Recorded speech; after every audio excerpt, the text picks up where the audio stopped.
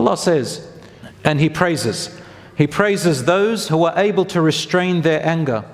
When they feel intense anger, obviously this is very natural to feel, Allah praises those who can overcome it and control it and direct it and channel it in the right direction. They do things and they learn how to adapt to that anger and how to channel it and manipulate it, whether it be for some people to get out of the situation they're in, or they learn how to regulate that emotion, or whether they channel it somewhere else. Those people who can learn how to channel their anger and take control of it, Allah praises them. وَالْكَاظِمِينَ الْغَيْظَ وَالْعَافِينَ عَنِ النَّاسِ. There is a higher level than controlling and channeling your anger, and that is those who are able to pardon people. Because anger usually comes from outside or from situations that we don't have control over. And often it comes from people around us. So Allah then says, those who are able to reach a point of regulating their emotions so much so that they can actually find it in their heart to pardon people. Pardoning doesn't mean that you totally forgive, not necessarily, but it is the best and highest virtue if you can for your own sanity.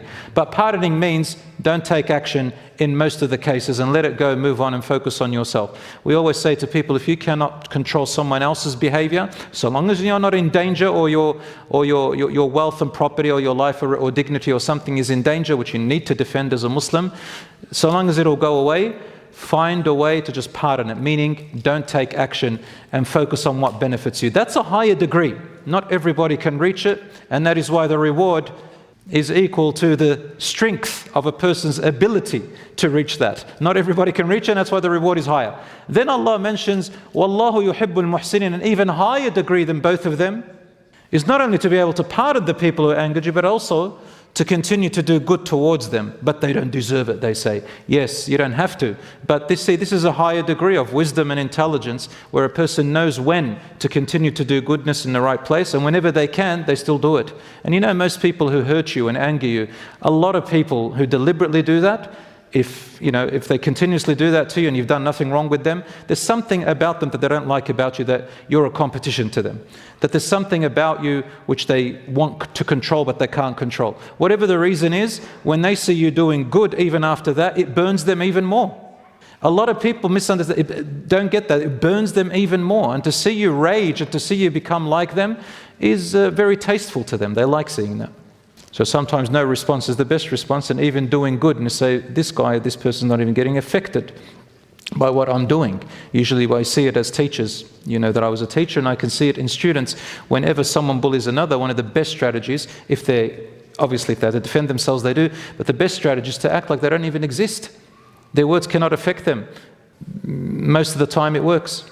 And other times they need to learn martial arts. So I'm not saying that, we just turn the other cheek. Don't go around bashing people at school, brothers and sisters. Use other means as much as you can to avoid fighting. The Prophet ﷺ was described, كان رسول الله صلى الله عليه وسلم أحسن الناس خلقا.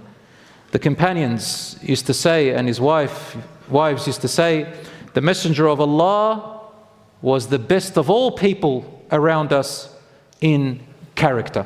Anyone you saw, he had better character. In fact, one day the Prophet ﷺ said to Umar radiallahu anhu, Ya Umar, Wallahi, balladhi nafsi biyadi, by the one who possesses my soul, you will never reach true piety of the highest degree until you can love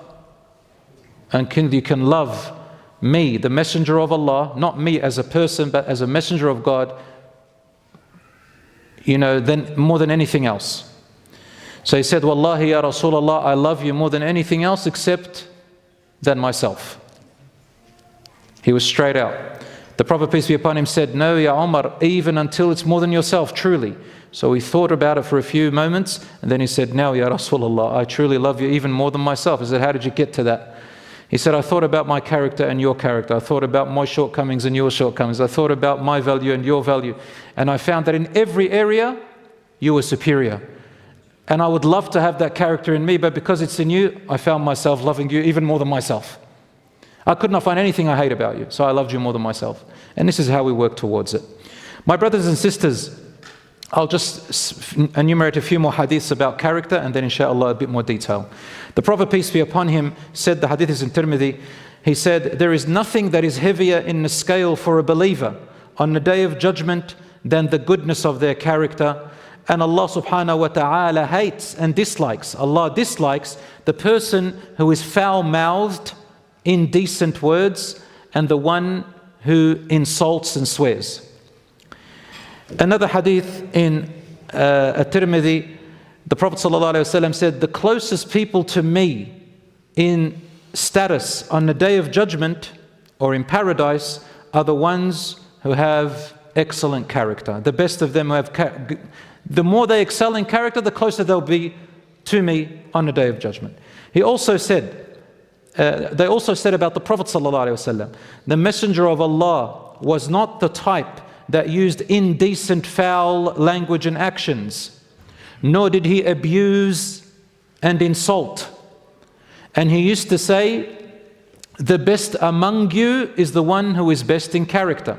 In another hadith he says, the ones who used to be best in character in Jahiliyyah, meaning before the Quran was sent, before the Prophet, peace be upon him, came out as a messenger, they were still non-Muslims. Then after they became Muslims, you will find they have a better character, and it continues. That would be the best of character, the ones who, meaning that good character is a trait.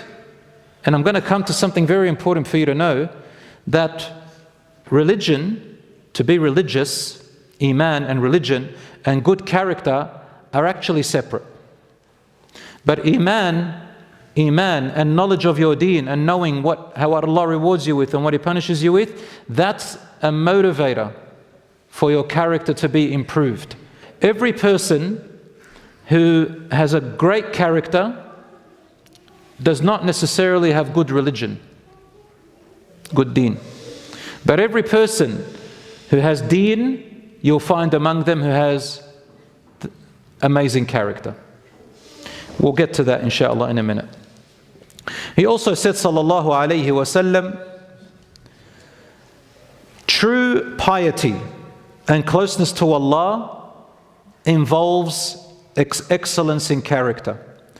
And to know what a sin really is, other than Allah and His Messenger telling us about it, is whatever scratches at your conscience. And you would hate people to know that about you. Not everybody has that conscience. Some people have lost their conscience. The Prophet's not talking about people who no longer have a conscience, who just got used to inappropriate, bad character and corruption in their life, and they lost their soul.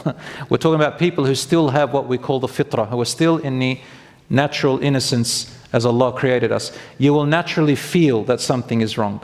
Even animals feel it. You see a cat, for example, if you give it food, it'll eat it in peace. But if it has to snatch the food, it runs away. That's an instinct. Isn't that correct?